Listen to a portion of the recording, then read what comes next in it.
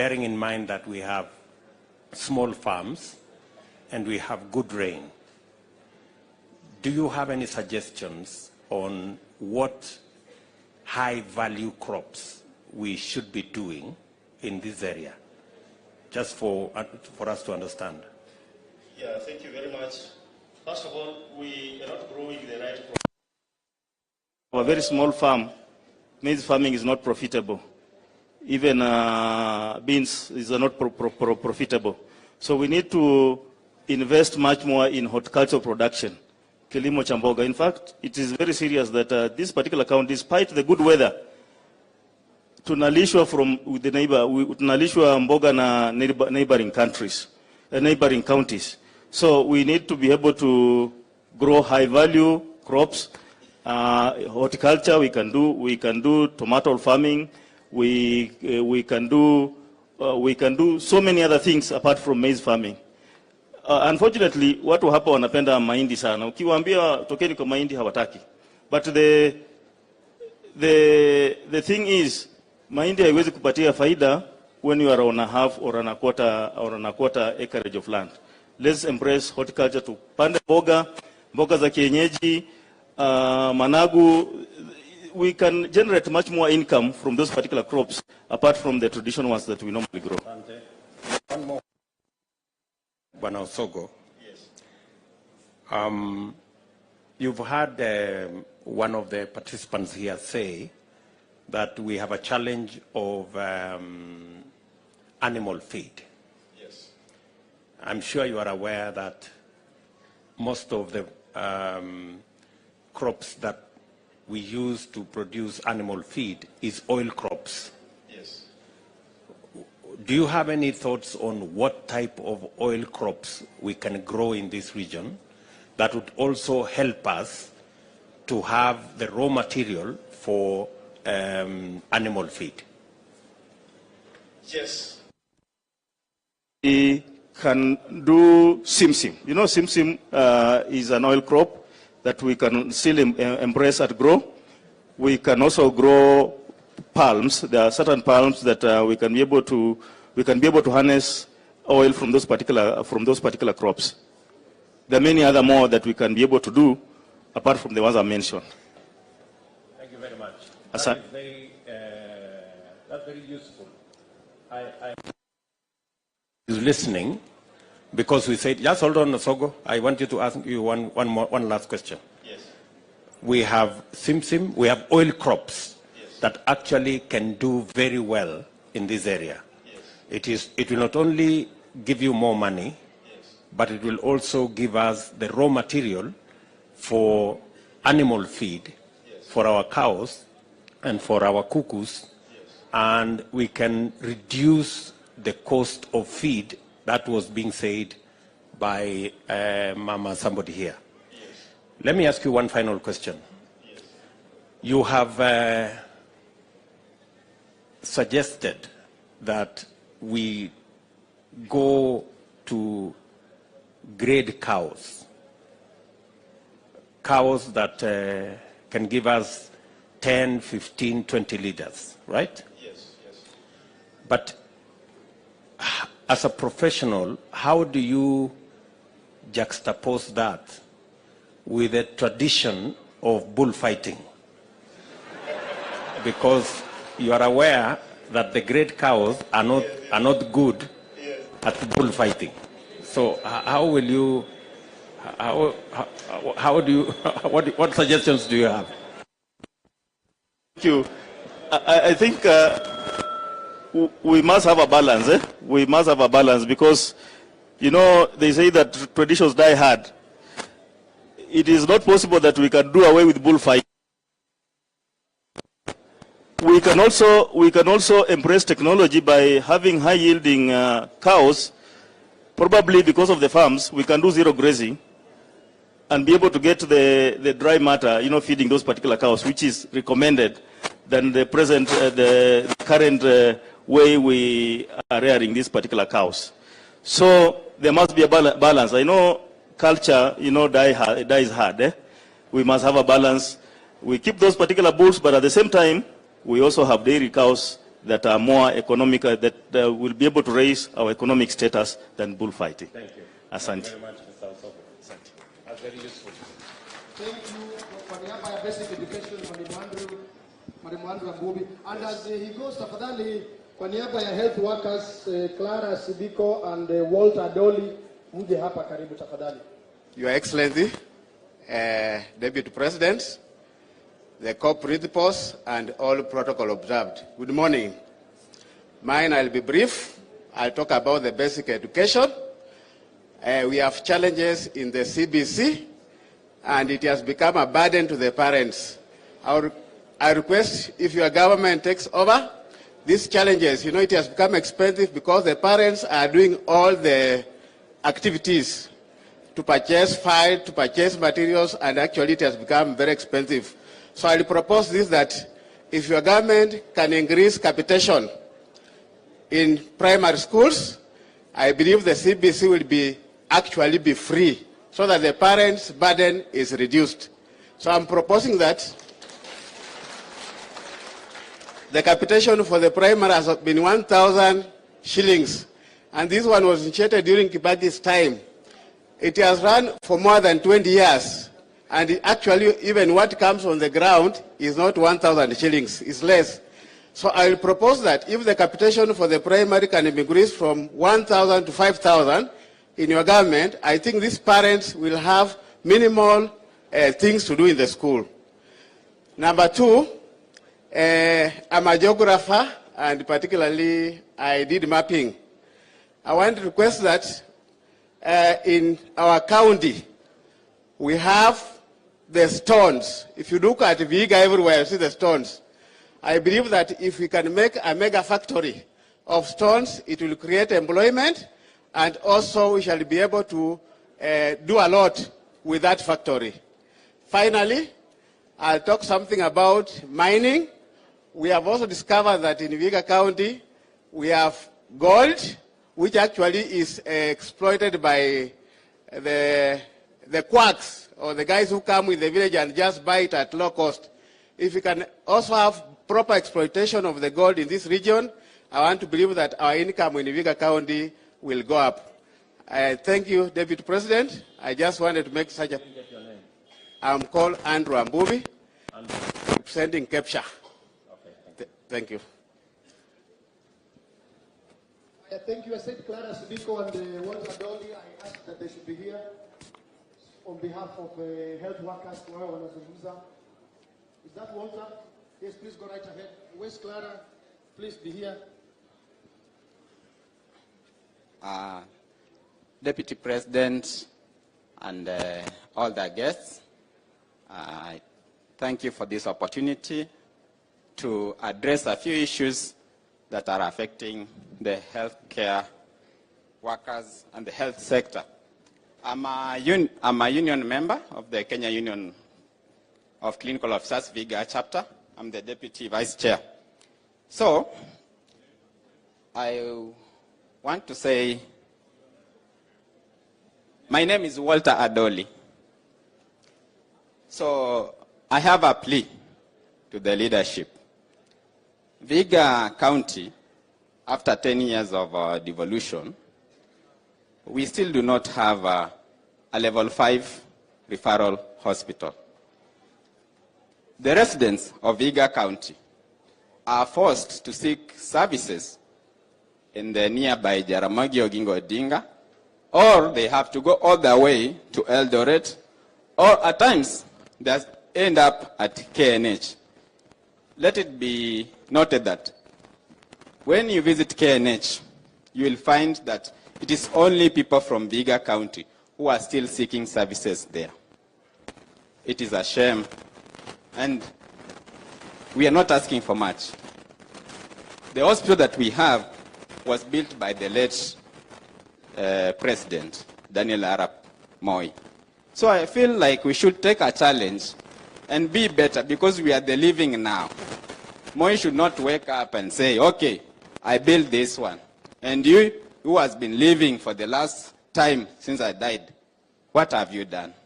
So our plea is very simple. It is high time in Vihiga we deserve to have a level 5 hospital. Two, I want to talk about the supply of health commodities. These residents of Vihiga County, up to now, they are purchasing medication using their own funds. When they are asked, they are told that healthcare workers have stolen. I'm a representative. We are not stealing. Those medications are not made available. At this time and this period, in this century, it is very sad that our hospitals do not have medication. So why then build a hospital? If it does not have medication, don't build it. So even before we build the referral, but we have to build it at anyway, let us equip the health centers, let us equip the dispensaries so that the work at the referral becomes easier. And then I want to talk about the issue of human resource. About the healthcare workers in Vihiga, we have a real challenge. Smeha here is a witness. He's aware of the issues. We've gone up to court. Sons and daughters of this region were employed in the year 2019. 2019, they stayed 2 years without pay. We have gone to Senate. Senator Wetangula here was a participant in a meeting held at SOSA. Senate promised us they are going to give us a feedback after 2 weeks. They did not give us a feedback. Up to now, it is very unfair. So my plea to the leadership, kindly look into that issue.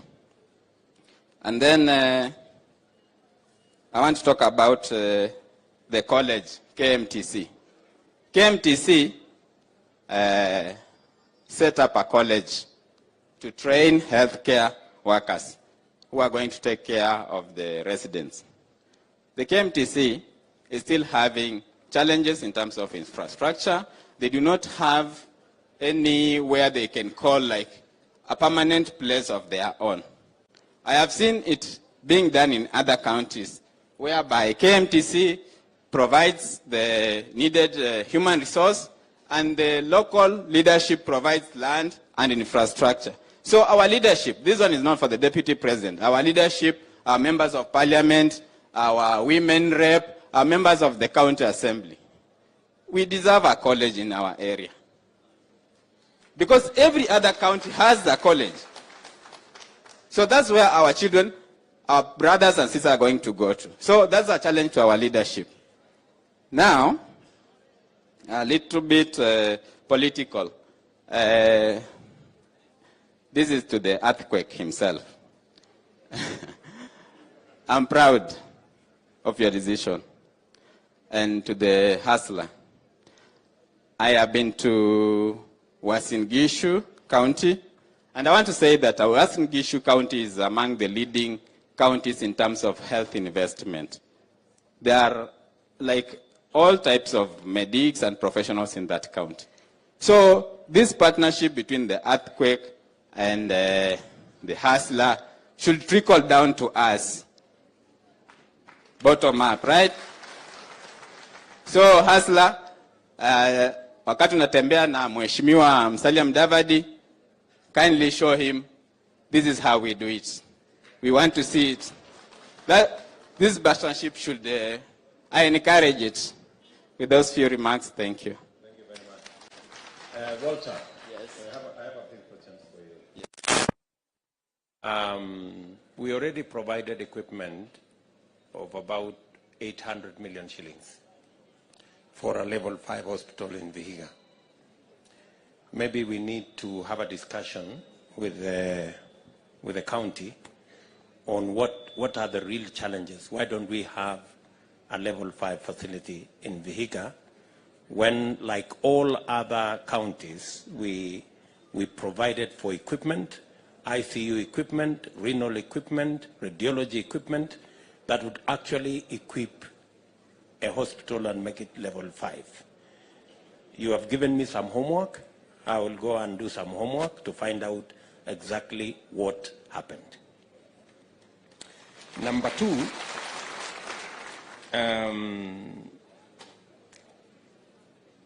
I want to ask you as a health professional, what are your thoughts about the National Hospital Insurance Fund? What do you, what is its impact now, and what do you think we need to do going forward? Do you have any ideas? Thank you for that question. National Health Insurance Fund, NHIF, is I would say, for our people. But the challenge that we are having is this, that one, our people are not able to raise the premiums of 500 shillings. It's a challenge. And what makes it matters worse is that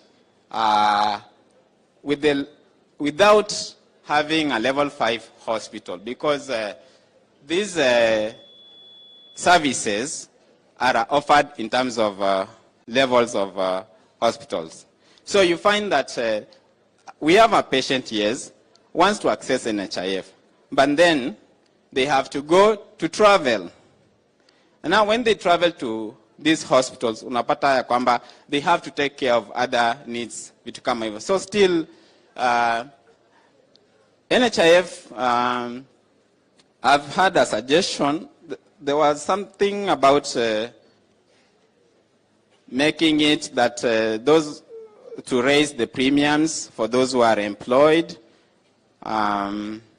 so that it can cover for these others. I don't know how it can work, but if it can be bettered, what I can say, just bettering the NHIF will try to ease the burden of cost. Because our people basically, when they are here, if they happen to fall sick, they're going to sell that small piece of land that is there. And it may not fetch enough. So if there's a way that NHIF can be bettered to take care of everybody, and then these services that we are requiring for NHIF be brought near to the people, it will be much better. Okay. For clarity, so you would want NHIF to the reach so that it can get to as many people as possible. That's one. Yes. You're also talking about the premium. Yes. That there are people who may not afford the 500 shillings. Yes. Right?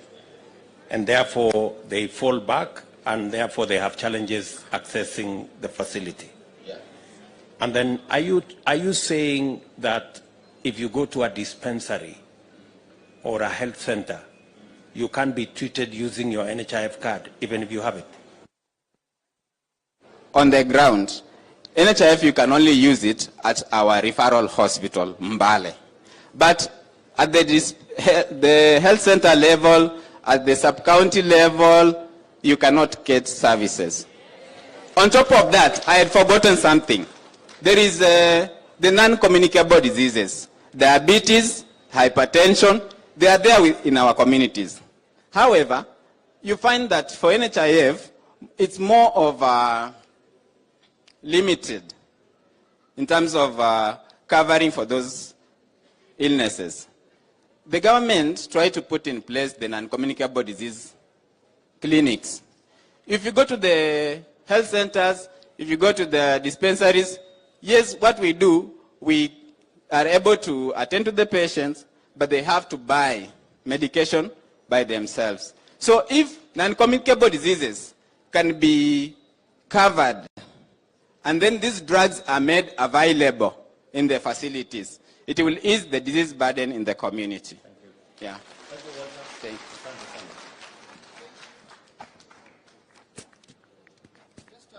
Thank you. As Clara comes to make her point, Your Excellencies, kuna vijana wawili, Alex Ekuya and Eliakim Makanga, who will make brief points, one and something more on border, another one on technical training. Alafu, we will just have 2 people, that is Archbishop Patrick Lehanda and Archbishop Albert Obede on the religious sector. Alafu tutamalizia na mzee John Ball kupeana vote of thanks. In that order. Thank you, Clara. Good afternoon, Dr. William Ruto, Honorable Musalia Mudavadi, Honorable Wetangula, all honorable members and invited guests. Good afternoon. Okay, my name is Clara Sibiko. I'm here to present matters on public health. Public health is key worldwide, and mostly I'm going to talk about in Kenya. Public health, it includes disease prevention, kuzuia magonjwa. Public health also includes promotion, which we're supposed to do promotions in all communities and all areas, how to prevent diseases. And then public health also includes treatment. And all these key points, disease prevention, promotion, treatment, as public health officers and my bosses and the juniors, we're not able to deliver because the resources are few. We don't have the resources to cater for the common mwananchi. Public health office, it includes the community health volunteer, who is on the grassroots, the village elder. Sisi tunaenda mpaka kwa nyumba, tukiangalia ule mama mwenye lala kwa kitanda. We are able to notify which village a mother has, which village there's a bedridden patient, which village has this disease, and then we carry onward. But we're not able to deliver this because we don't have enough resources.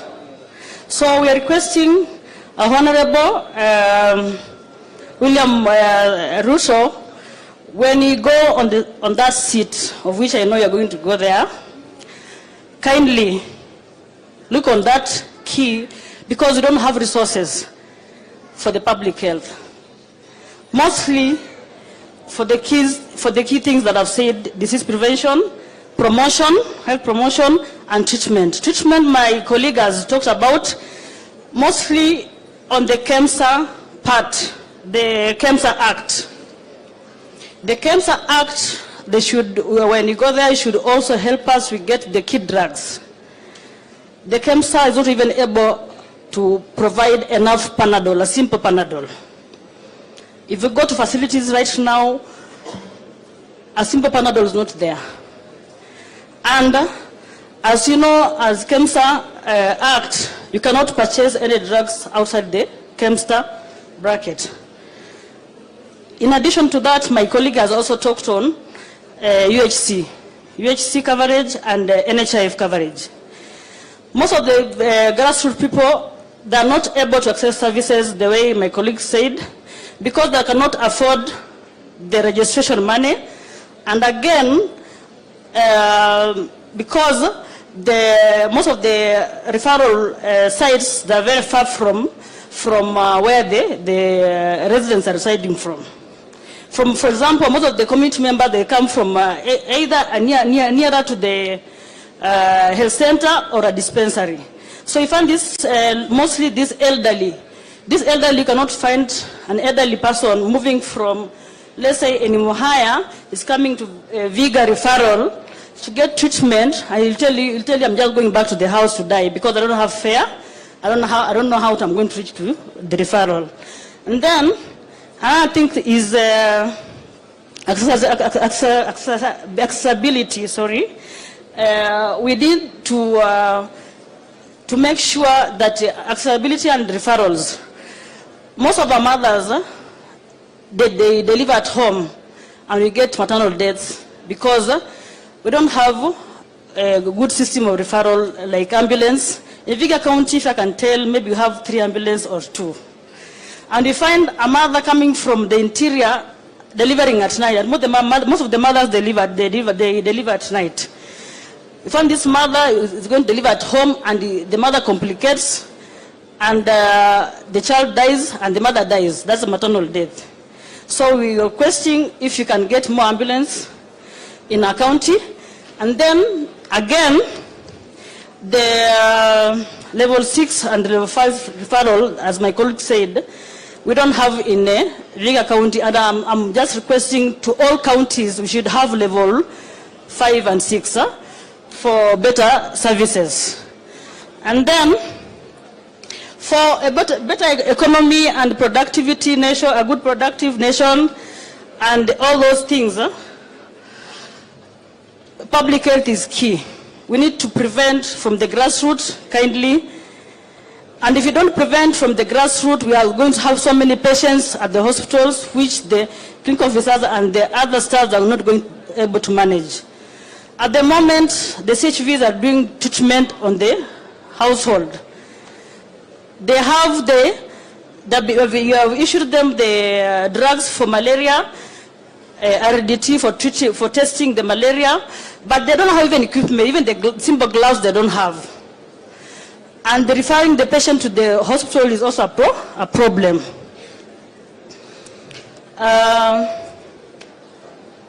Lastly, I want to talk of enough drugs. I think I've talked of enough drugs. And another thing, Tena, is most of the health workers, I don't know if my colleague talked about, if you are not motivated, there's no way you can work better. Most of the health workers are stagnated in one job group. From the time they're employed, they're just working. They've not been promoted. Secondly, there are people who are employed recently, whom their money is taking too long for them to be paid. They've been paid some money, but they've been being promised to be paid more money. But these workers, they have families. Kindly, Honorable, kindly I'm requesting you take us back to the national government when you get there. Because devolution is frustrating us. And when we are frustrated, the patients are also frustrated. So for quality services, for health, we need to go back to national government. And to add in that, I want to thank you for coming in the Vihiga County and make a habit of coming to Vihiga County. Thank you. Thank you very much, Clara. As the two young men come, let Madam Joyce Mayodi speak first. Alex, I will sanitize.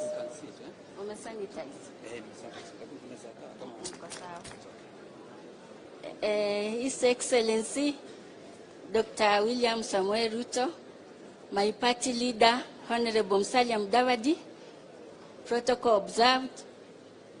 Mimi nina furaha kusimama hapa kwa niaba ya wale wanaoishi na changamoto ya ulemavu.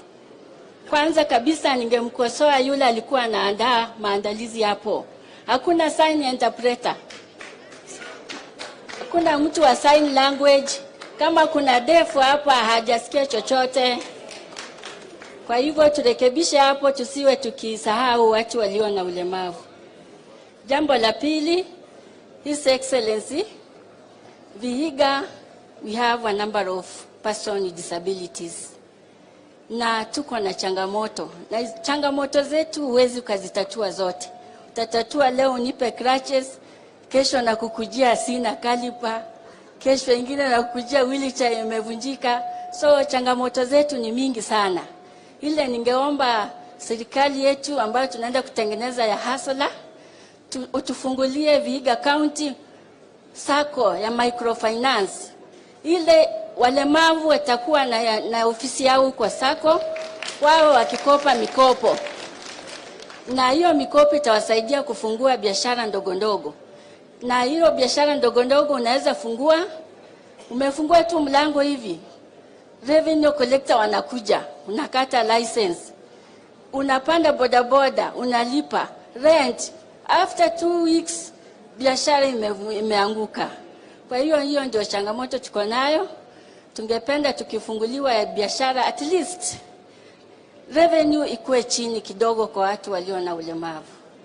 Jambo la mwisho kabisa, Vihiga County, when it comes to 5%, unapata haki yetu haitekelezwi. Utaenda hapo, naenda rudi hadi unachoka kutembea. Kwa hivyo viongozi wetu utatilia maanani. Kwa upande wa wheelchairs, crutches, viongozi wetu wanatusaidia, Mheshimiwa Dagala, Mheshimiwa Agoi wao wanaingilia. Lakini bado nimesema hatutosheki. Dr. Ruto, tunakupenda, na Biblia inasema kile unachokiri kinywani mwako kitatendeka. Tunaamini you are going to be our president together with my party leader Musalia Mudavadi, na ninaamini itakuwa kwa hiyo serikali ili tutengeneze serikali ya asala hapa mashinani. Asanteni.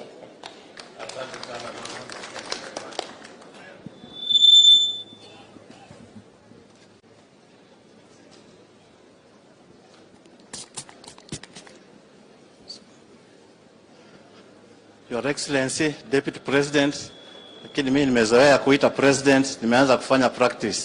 Majina yangu ni Eliakim Nicholas Makanga from Emuhaya, UDA 001.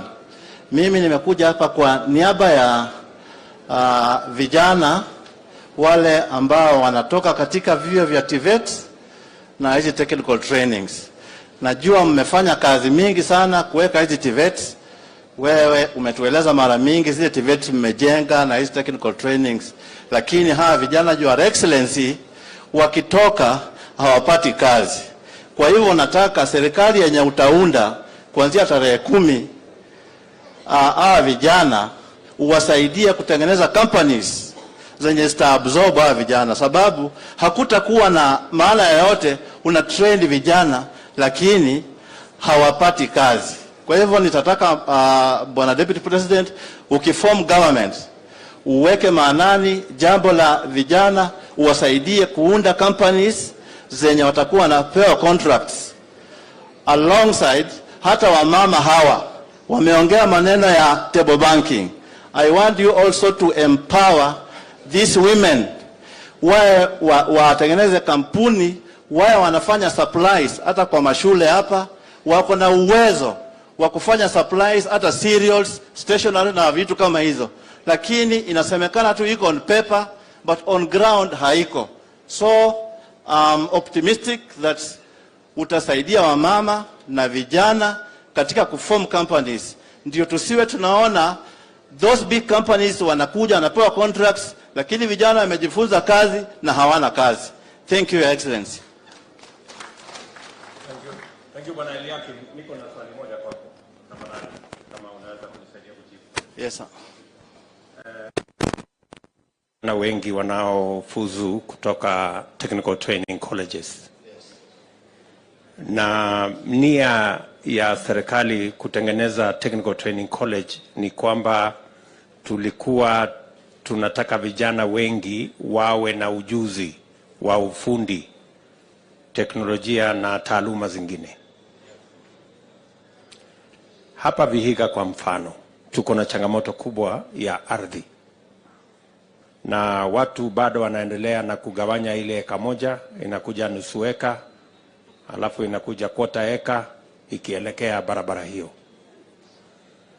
Wewe kwa maoni yako, ni nini tungefanya ili tuweze kufanya ile inaitwa land consolidation? Ni vipi tunaweza kusaidiana ili tuweze kuondoa hiyo changamoto ya kugawanya ardhi kwa vipande ambazo sasa inakuwa hata ni ngumu kufanya ile kilimo? What would you recommend? What are your thoughts? Do you have any? Yeah. Kwa maoni yangu dogo, wacha nianze for example kwa these government institutions.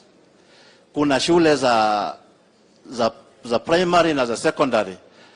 Mimi changamoto yangu ningeomba na serikali yako ikiingia mamlakani, wawache kuspread buildings all over. Wakuje na model ya kujenga story buildings so that tunapunguza matumizi ya ardhi. Thank you, Excellency. Yes. Asante. Nakubaliana na wewe ya kwamba kwa sababu ya changamoto ya ardhi, kujenga kama ni shule, kama ni hospitali, tuanze kutumia gorofa ndio tuweze kupunguza ile ardhi ambayo tunatumia. Kule manyumbani vile vile unaweza kufikiria ya kwamba inawezekana tuanze kuambia vijana wetu, badala ya kuenda nyumbani kugawa ile ardhi ya mzee nusu eka iwe robo na kwota. Unaweza kufikiria kwamba we can change culture ili tuweze pia kujenga sio story building peke yake ya mahospitali na shule, pia tuanze kuwa na townships, mahali watu wanaweza kuishi. Pale mjini kuna nyumba ya gorofa, ndio tuweze kupunguza wale watu wanaenda kugawa ardhi huko nyumbani, tuweze kutumia kwa mambo ya kilimo. Inawezekana jambo hilo? Excellency, na ingekuwa ni uwezo wangu, wacha tuseme kwa mfano, baba yangu alikuwa na eka 10 na tuko vijana 5. Badala tugawane zile eka 5, kila mtu eka 2, tunajenga sehemu moja. Alafu hii ingine sehemu imebaki tunaiwachia kitu kama agriculture na maneno mengine. Tusispread nyumba all over. Inawezekana, Your Excellency. Thank you. Sawa. Naitwa Alex Vihiga. Nitakuwa na present issues za wanabodaboda. Kidogo naomba mpatie Alex nafasi, and as Alex talks, anapozungumza Alex, we need to have 2 more people to talk about farming. So nitawaita tu majina wakaribie as you talk, Alex. And this is Lawrence Musalia. Lawrence Musalia, no relationship with His Excellency there. Lawrence Musalia and Margaret Kadenge. Lawrence Musalia and Margaret Kadenge wakaribie. Then we will go to the religious. And Josephat Imbiaka Lumadede pia ukaribie. Go ahead, Alex. Sawa sawa. Naitwa Alex Vihiga na present issues za bodaboda. Na nitaanza kusema hivi, Bwana DP, watu wa Vihiga County wa bodaboda wamesema tukikuwa na improved road network, pikipiki zao hazitakuwa zinaharibika kila mara na wataweza kuweka pesa mfukoni. Alafu kitu cha pili wanasema driving schools, most driving schools zenye ziko hapa Vihiga ni private na zinacharge pesa mingi. Alafu unakuta tunakosa pesa mfukoni. Kwa hivyo tukikuwa na government driving schools alafu zikuwe affordable, tutakuwa tumesaidika. Issue ya tatu, insurance company. Insurance company yenye tunatumia size comprehensive ni 12,000 ya pikipiki, at the same time pia ya gari ni 12,000. So hii yetu huwa itusaidii, na tungependa kama tunaweza kuwa na special insurance firm only for bodaboda sector, alafu ikuwe affordable so that inaweza ikatusaidia kwa pale chini. Issue ya tatu ni kuhusu loans, na hawa Shareholders wanatuumiza sana kwa saizi. Unakuta pikipiki saizi Boxer 150 ni 147,000, but ukipatiwa hiyo pikipiki unalipa 280,000. That is times 2. So kama tungekuwa na control over that private Shareholders so that wapunguze hiyo percentage ya loan, tunaweza saidika zaidi.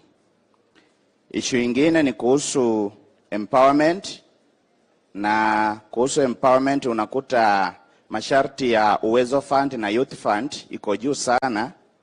So tungependa kama tungekuwa na special national bodaboda fund ambayo itakuwa na sheria ambazo zinaweza zikatukimu, tunaweza saidika pale tukikopa pesa, tukichukua pikipiki alafu tunalipa pesa ambayo iko affordable.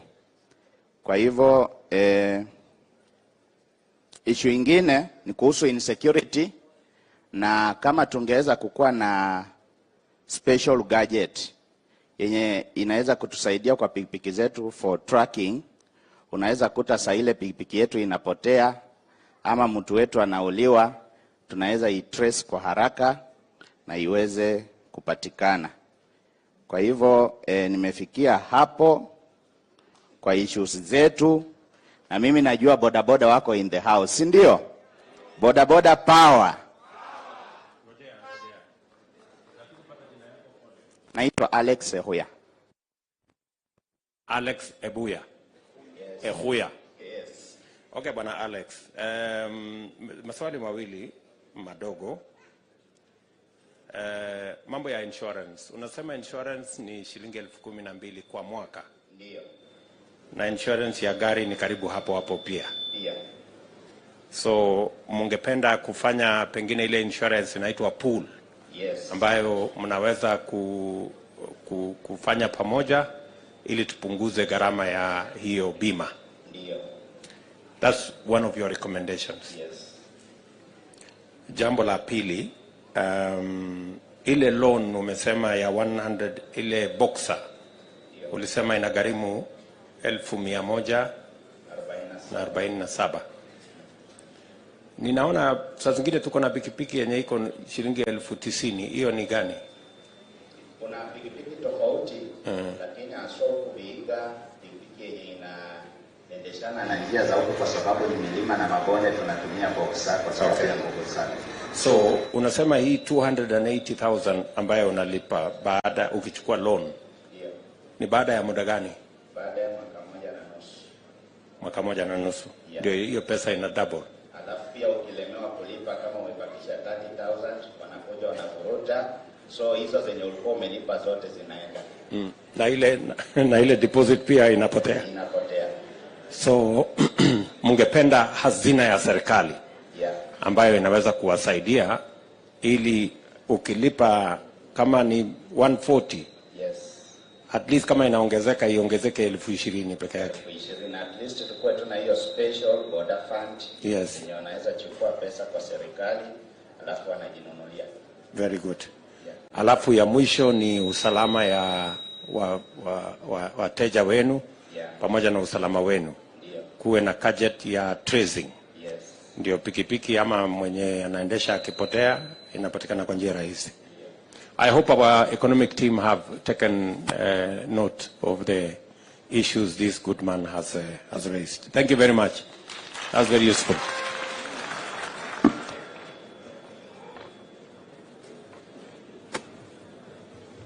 Your Excellency, the Deputy President, Your Excellency, ANC Party Leader, ma-DVD, and all the guests present, hamjambo. Hamjambo tena. Mimi naitwa Lawrence Musalia na nimeulizwa kuongea kuhusu jambo ya kilimo. Nataka niseme kwa mwanzo kabisa, naungana na wale waliongea kuhusu maneno ya kilimo. Shida ni mingi. Now, I specifically want to refer to the tea farming in this county.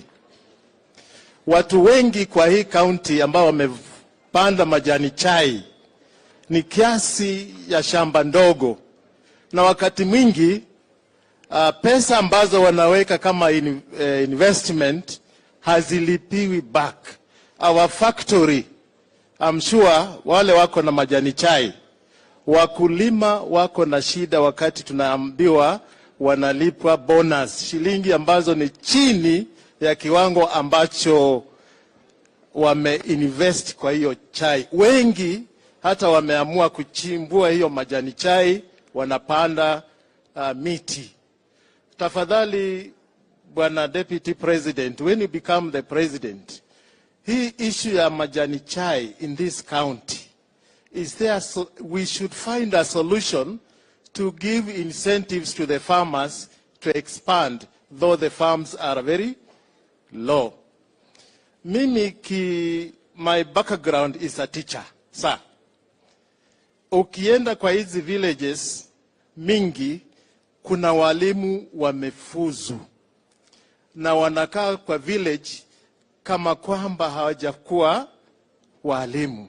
Is there a way that your government would set aside something like we used to have economic stimulus, so that hawa vijana ambao wamefuzu kama walimu wanaweza kuwekwa kwa mashule ambazo we know they don't have enough teachers, and they're given a stipend so that they're able to invest in the local village and markets.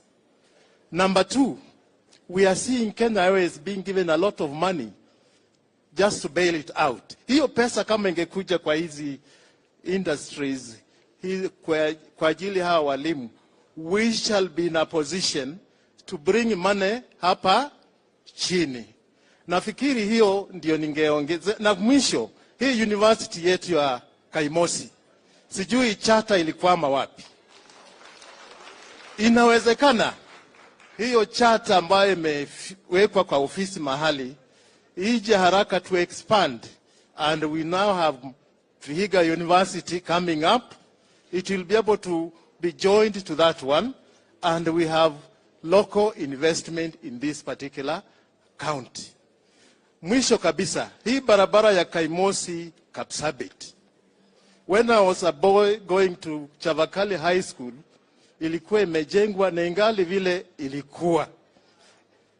Kindly, when you get to power, and I know you're getting it, sir, Your Excellency, hii barabara nimeona kila mwaka, every 3 months, wanaweka mchanga kujaza mashimo. Is there a way we can have this road done for efficient transport and communication?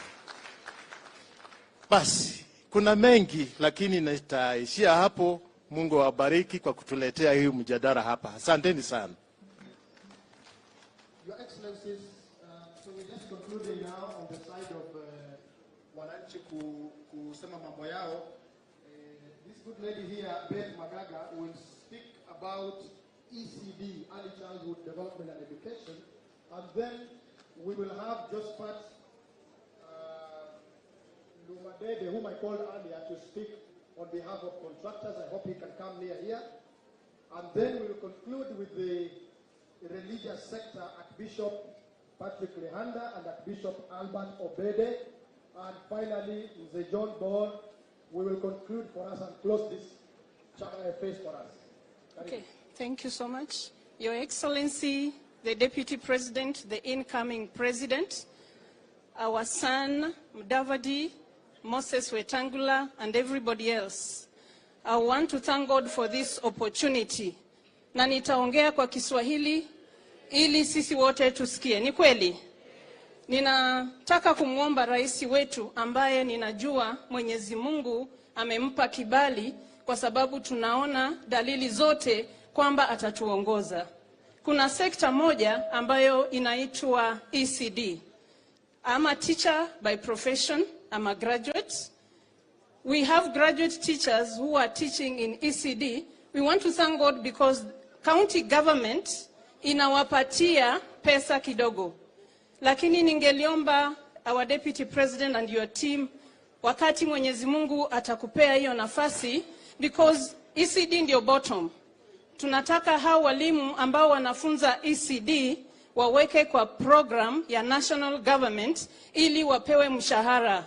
Kwa sababu hii introduction ya CBC imekuwa very expensive, na kutoka kule ECD walimu ambao wanafundisha watoto wetu wakituletea kwa primary na wanatuletea kwa secondary, because of discouragement, because of hawana mshahara, inafanya hawatoi nguvu zao zote kuwafunza hao watoto. Kwa hivyo ningeliomba Mwenyezi Mungu akuongoze pamoja na timu yako, walimu wetu wa ECD wapewe mshahara. Jambo la pili, Asanti sana. Ningelipenda kusema kwamba pia kuna watoto wavulana haswa. Tuko na program ambayo inasimamia girl child. But the boy child amekuwa neglected, sir. The boy child is suffering. Ndio tunaona wengi wao wanafanya kazi duni, hata akioa ataoa mke ambaye amefika university na yeye mwenyewe kwa sababu ameachiliwa.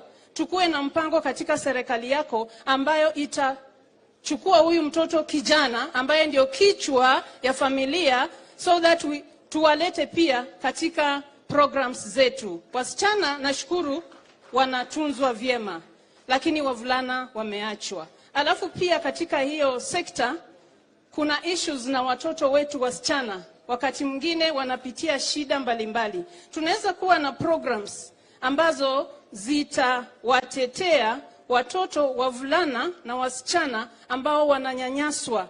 Alafu wanaenda kwa familia, wanaongea polepole, but the dignity of this child, the dignity of this boy has been destroyed. If you can have a program, and I know Mama Rachel has a nice heart for such people, we can partner and we do our Deputy President, our presidential aspirant, Musalia Mudavadi, and the rest of the guests. I thank you so much, and I really thank everyone who organized this kind of forum. Mine, I want to be a bit more practical, in the sense, I'm a contractor. I was subcontracted on this Kisumu-Kakamega highway. Kisumu-Kakamega highway cuts into Vihiga County by more than 70%. I was in charge of developing structures called roadside amenities. We moved basic bottom traders off at Gambogi here in 2018. We demolished their structures. We built better structures. The Chinese initially had planned to do only 8 structures. I personally, under the support of the deputy resident engineer, Mr. Oscar, we created 64 more stalls. To this day, I've had traders complain here that, oh, there is no market, there is no market. Everyone in this county can see that market stalls lying idle. We have leadership in this county. Why are those stalls not being utilized? Traders are suffering. Traders were displaced. Nobody is operating there. I've gone to the county trade department. Nothing is working. I've approached everything. Nothing is working. We did this road from Mombasa to Kitale. All similar structures are occupied, are running. So our people are crying, yet there are idle structures lying idle. In fact, I would request whoever is in charge, if it's the deputy president or Musalia Mudavadi, from here we go and distribute those stalls to the residents. They start from there. We cannot just be talking and nothing happening. We talk, we cry, yet we have. The little we have, let us utilize the little we have as we wait for more. Because the county government of Vihiga refused to take over those stalls, claiming that they want modern markets. They want a storage market. So even the World Bank people, the Kenya National Highways Authority, wondered, if you have a small vehicle, or a mkokoteni, or a tukutuku, then someone gives you a Datsun 120Y, wouldn't you refuse and say you want a double cab pickup? Let us take those stalls, let's put them to use, and our people gain, and the county will gain. After we have utilized all that, then we can keep on crying for more. But we have what we have, and we are not using it. People are operating in very run-down structures, without the roof, without power, without anything. I personally, as an individual, I connected water free of charge, because it was being handed over during the corona pandemic. And the authority then said, you cannot hand over public utility without water. I connected water. I bought the tanks, but the market is not operating. I want that market to operate. I've gone to the county government. to tell them the main contractor refused to pay me because the market was not accepted. They have not done anything. Kindly act on that. We improve from what we have going to whatever we don't have. Dr. Ndi said, anybody can do anything. These residents can operate there, can sell sugarcane there, can sell sukaringuru, can sell anything. But the structures have been shut. Thank you. I don't know if you are booing me or you are cheering me. I don't know. But I'm getting my point clear. I want those market structures operating. Why the county government cannot take them over, I don't know. Thank you.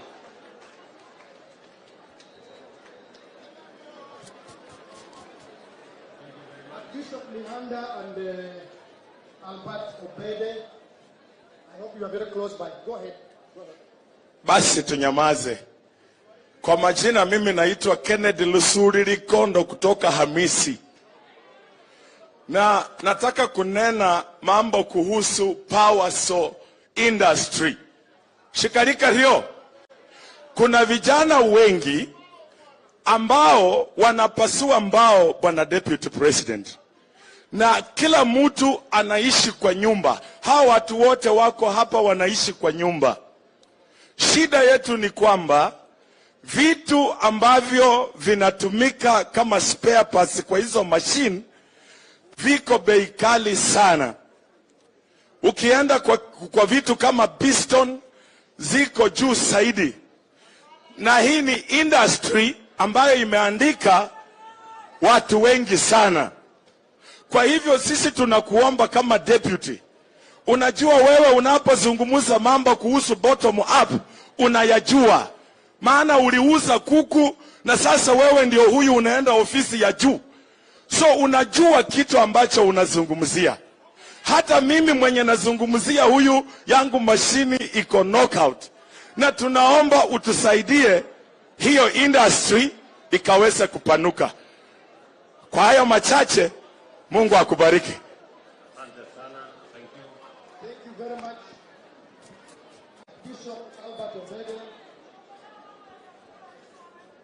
Your Excellency, Deputy President, Party Leader, Musalia Mudavadi, Honorable Weta na wengine wote. Jina langu ni Albert Obede, Archbishop of the Holy Spirit Church of East Africa. Pia ni chairman wa Vihiga County Peace Caucus. Nitakuwa mfupi sana, Your Excellencies. Kwanza, Vihiga County ina headquarters nyingi sana za makanisa. Na tulichukua jukumu la kukuja pamoja ili tuombee amani katika Vihiga yetu. Haswa tulianza kuzungumzia kuhusu watoto wetu walipoanza kuchoma shule. Tukataka kujua ni nini inaendelea. Kwa nini wanatumia madawa za kulevya? Tukakuta ya kwamba wengi wao ni wanakosa ajira, na wale wenye wako shuleni wengine wako frustrated, hawana chakula nyumbani. Pengine walimu hawasikizani shuleni. So tukaona ya kwamba lazima tujitahidi tulete amani shuleni, tulete amani kanisani, amani iwe mpaka nyumbani, mpaka kwa serikali yetu wakati tunafanya elections ziwe za amani. Tulijaribu sana kufikiria ni kwa nini wamama wanawachwa nyuma sana. Ni kwamba they are not empowered. Katika Vihiga wamama wengi, hakuna hata mmoja mwenye amesimama kuwa MP, hakuna mwenye amesimama kuwa governor, hata upresident hakuna. Ni kwa nini wawe wanaume peke yao?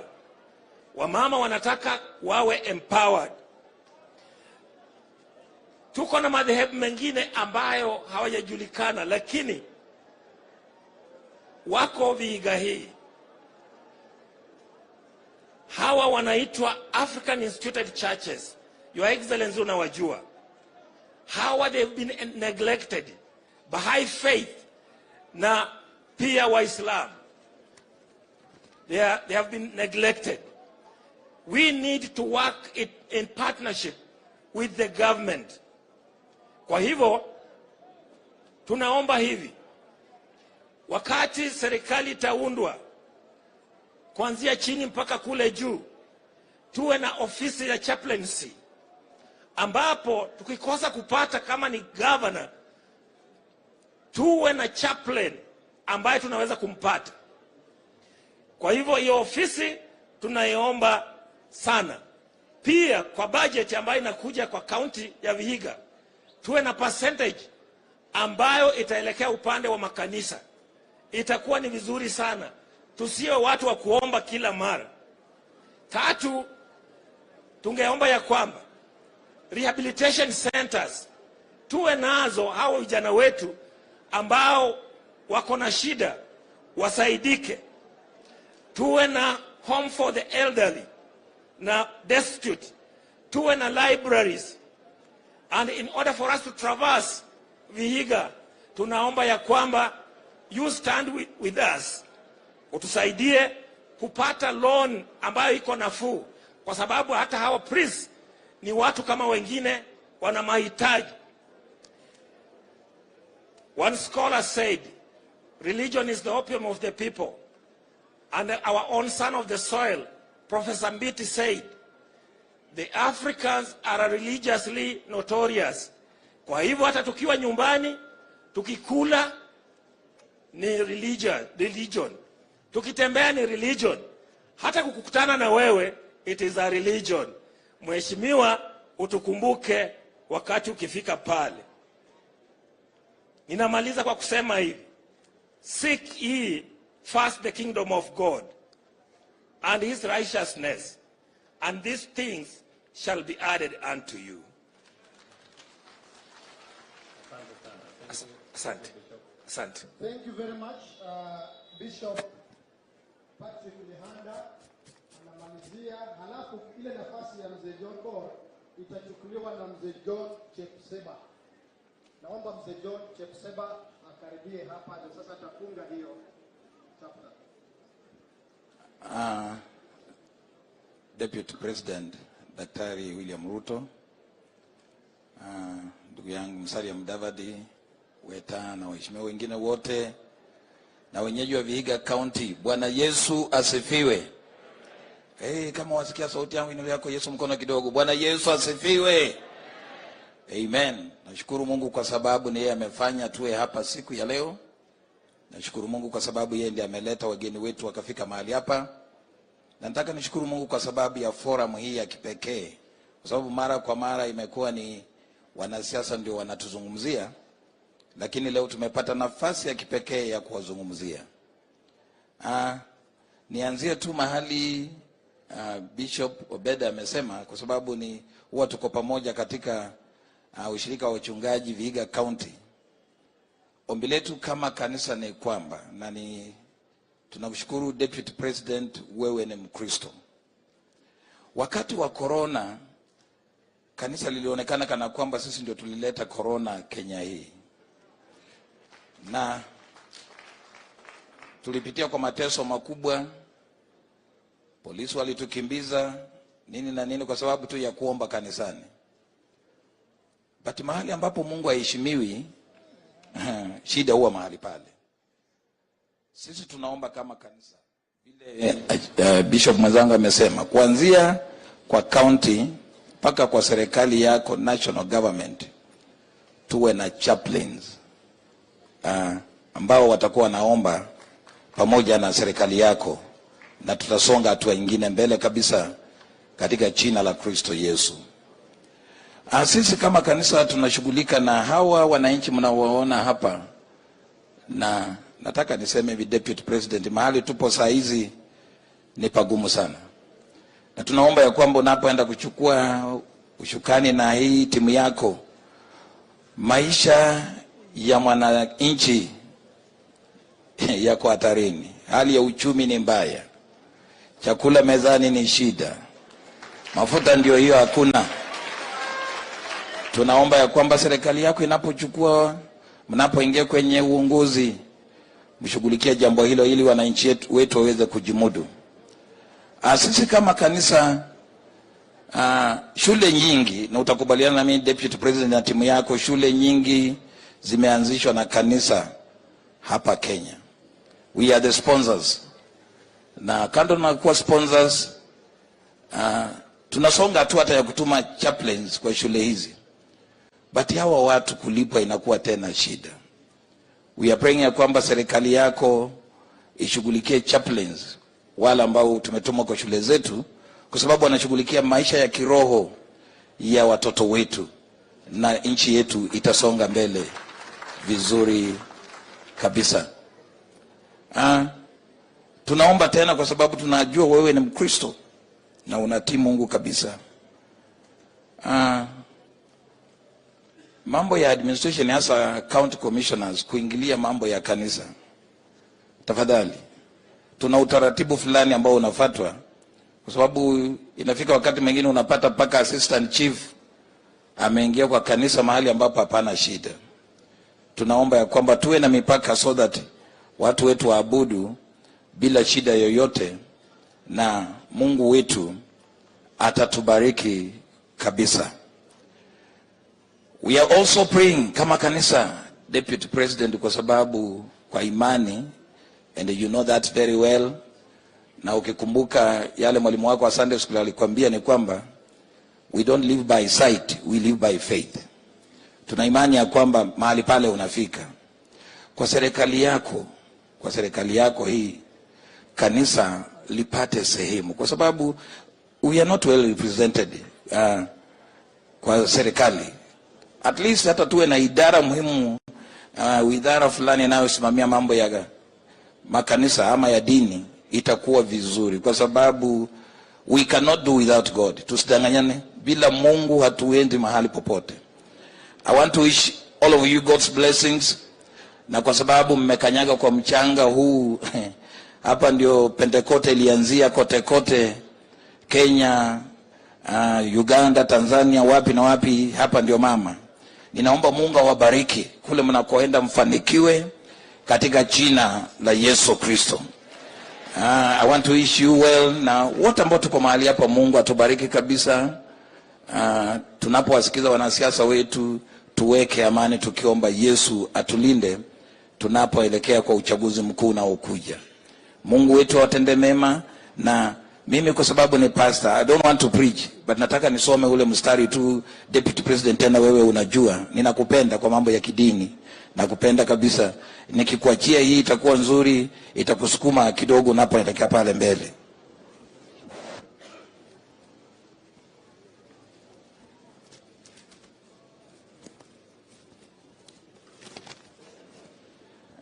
Second Chronicles chapter 20 verse 12, the Bible records, "Oh,